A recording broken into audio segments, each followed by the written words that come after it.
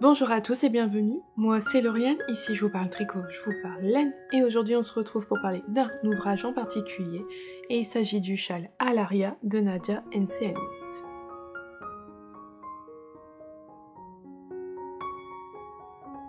Il s'agit donc d'un nouveau modèle de châle que Nadia vient de sortir aujourd'hui, que j'ai eu la chance de tester.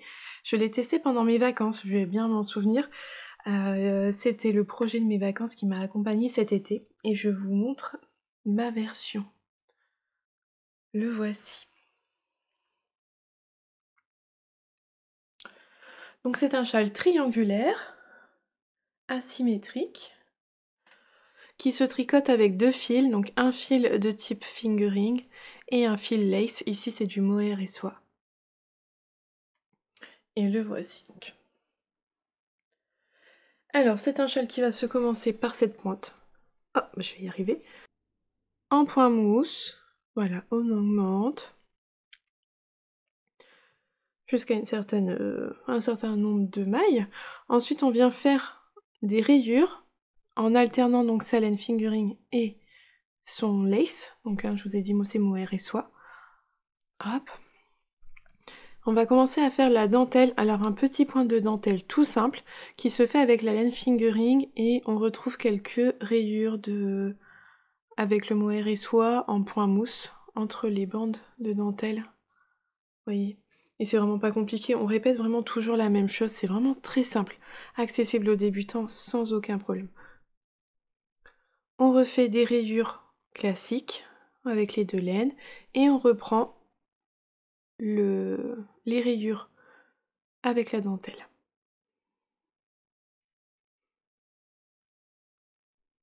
Hop. Et enfin, on termine avec quelques rangs de points mousse et un rabat en picot. Il est vraiment très simple, très accessible aux débutants. Franchement, n'hésitez pas. Moi, j'ai adoré le tricoter. Et heureusement, parce que j'ai tricoté 2 fois. Alors, pourquoi j'ai tricoté 2 fois? Je vous ai dit, il y a un fil de mohair et soie. Et donc moi, j'ai lu le patron une première fois et j'avais lu l'indication au départ. La fingering se tricote toute seule et le mohair et soie, il est tenu en double. On prend 2 fils, le fil extérieur et intérieur de sa pelote pour tricoter. Vraiment, le fil de mohair et soie est tenu en double avec lui-même. Il n'est pas pris en double avec la fingering. Mais vraiment, le mohair et soie est tenu en double. Il faut 400 mètres de fil type lace, mais qui correspond à 200 mètres de type fingering, puisqu'on le tient en double. Mais donc ça, je l'avais lu quand j'avais préparé mon sac pour partir en vacances, mais après on est parti en vacances, j'ai terminé quelque chose et j'ai commencé celui-là. Et alors là, j'ai foncé droit, allez hop. Et j'ai pas relu les premières indications du patron, parce que j'avais déjà préparé mes aiguilles dans mon sac, j'avais déjà mis mes anneaux marqueurs, donc vraiment, allez hop, j'ai foncé tête baissée, donc j'ai tricoté là, j'ai tricoté cette section-là, celle-ci, et c'est au moment de celle-ci, j'étais bien avancée, hein. Vers la fin de celle-ci, d'un coup, je me suis dit, le mohair et soie, là, il descend pas très vite, c'est pas normal. Et je m'étais dit, fallait peut-être le tenir en double. Et là, je relis le patron, et effectivement, il fallait le tenir en double. Comme je le testais pour Nadia, et que j'avais largement le temps, et que j'avais pris énormément de plaisir, bah, j'ai détricoté les 3 sections. Celle-ci, celle-là, et celle-là. Je suis revenue là, pour reprendre le mohair et soie tenu en double, comme c'était préconisé dans le patron, et tricoter tout le châle. De cette là, on utilise... alors, j'ai pas été en manque de laine, j'ai pas eu l'impression que j'allais manquer de laine, mais on va bien loin on va bien loin avec son écheveau de laine. C'est agréable, vraiment, il n'y a pas un énorme reste, et donc c'était chouette. C'est vraiment un modèle très simple, c'est très bien expliqué. La dentelle, on la suit soit sous forme de diagramme, soit c'est écrit en rang par rang en fonction de ses préférences. C'est vraiment un point très simple. Pour un débutant en dentelle, si vous avez jamais fait, franchement n'hésitez pas, vous pouvez y aller. Elle est vraiment très très simple et on répète toujours la même chose, donc c'est pas compliqué. Et moi j'ai adoré. J'ai adoré ce modèle-là. Il est simple, mais j'ai adoré tant par sa forme, les petites vagues, le fait qu'on utilise la fingering et du mohair, et puis par ses couleurs. Au niveau des laines que j'ai utilisées, je les ai retrouvées vraiment très très jolies. Comme j'avais pu le dire en vlog, dans le vlog de mes vacances, si ça n'avait pas été un test, le fait d'avoir utilisé... j'aurais laissé le mohair en simple jusqu'au bout. Moi, c'est pas quelque chose qui me dérange de tricoter un fil de mohair et soie tout seul. C'est pas ce qu'il y a de plus agréable, mais ça me dérange pas, je tricote bien. Et c'est vrai qu'il y avait un côté un peu plus de transparence, tout ça, qui était vraiment très joli. Ça faisait pas déjauger, ça faisait pas des trous, c'était vraiment très joli. Mais comme c'était un test, je voulais bien faire les choses, j'ai tout détricoté. Mais ça aurait été un tricot juste pour moi, bah, j'aurais terminé le châle comme ça et j'aurais eu la moitié d'un écheveau de mohair et soie en reste. Alors, au niveau des laines que j'ai utilisé pour ma fingering ici. Regardez-moi ce vert avec les nuances de bleu, vraiment magnifique. C'est un écheveau de chez Ars Natura, que j'avais depuis un moment dans mon stock. Hop, je vous montre l'étiquette. Alors ce sont des écheveaux qui m'avaient été offerts par mon amie Apolline. Donc ça va être un châle tout particulier. Les laines m'ont été offertes par une amie, je l'ai tricoté pendant les vacances. Voilà, ça va être un... Il va y avoir une valeur sentimentale forte à ce modèle. Et donc c'était le coloris La Colline d'Épicéa, et ça avait été un coloris au niveau des fêtes de Noël. Et je pense que c'est un modèle je pense que c'est un coloris que vous ne pouvez pas retrouver donc chez Ars Natura. Et c'était le même coloris sur le mohair et soie et la fingering. Alors je vous montre, voilà ce qui me reste de mohair. Vraiment pas grand chose. J'ai été vraiment quasiment jusqu'au bout, je suis vraiment contente. Voilà, le châle permet vraiment d'aller quasiment jusqu'au bout de sa laine. Et au niveau de la fingering, voici ce qui me reste. Et ce sont donc les deux mêmes coloris, mais on voit qu'il est quand même plus foncé sur la fingering que sur le mohair. Alors au niveau de la composition, la fingering c'était 100% mérino extra fin super wash, 400 mètres pour 100 grammes. Et le mohair, 72% super kid mohair et 28% de soie naturelle Bombix, 420 mètres pour 50 grammes. Et vraiment très agréable à tricoter. Les deux fils, tout ça très doux, très agréable. C'est pas un mohair, c'est un mohair qui me pique pas.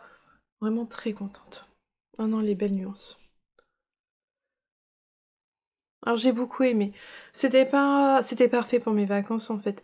On ne s'ennuyait pas parce qu'il y a quand même différentes sections. Voilà, au départ que du point mousse, après on fait les rayures, là on a de la dentelle, on continue les rayures. Hop, jusqu'au bout, donc c'était pas ennuyeux, c'était agréable à faire, c'était pas trop prise de tête. On retenait bien le rythme, il fallait pas toujours avoir le patron avec soi, donc c'était vraiment parfait pour les vacances. Et les laines, non, j'en suis vraiment très contente, c'était une belle découverte de chez Ars Natura et je recommanderais ces laines sans hésiter. Au niveau du porté, bah voilà, hein, c'est un châle triangulaire. C'est simple, hein, il se met facilement comme ceci. Et moi c'est comme ça que j'aime les porter. Et voyez, c'est un châle à 2 écheveaux. Alors pas 2 écheveaux de fingering, parce que si vous utilisiez un deuxième écheveau de fingering, vous auriez un gros reste. Faut vraiment avoir un écheveau de mohair et soie. Ou alors un écheveau de 50 grammes pour la fingering, c'est suffisant. Et donc il fait que 150 grammes, il est pas lourd, et il a une bonne taille. Il est quand même déjà assez grand, il permet de bien s'emmitoufler dedans, de bien avoir chaud. Voilà. Il est pas trop petit. Et en fait c'est un écheveau et demi au final. Donc vraiment j'en suis contente. Vraiment très contente. Donc le voici, le modèle Alaria de Nadia. Disponible en français et en anglais, sur sa boutique Ravelry, sur son pays. J'ai rien de plus à vous dire. Il a vraiment un petit basique tout simple.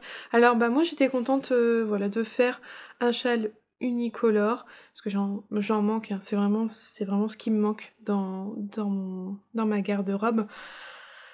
Et donc même si c'est les deux mêmes coloris, on voit la différence entre la fingering et le mohair, et donc on voit bien les rayures et tout, et je trouve que ça rend bien, c'est vraiment très joli.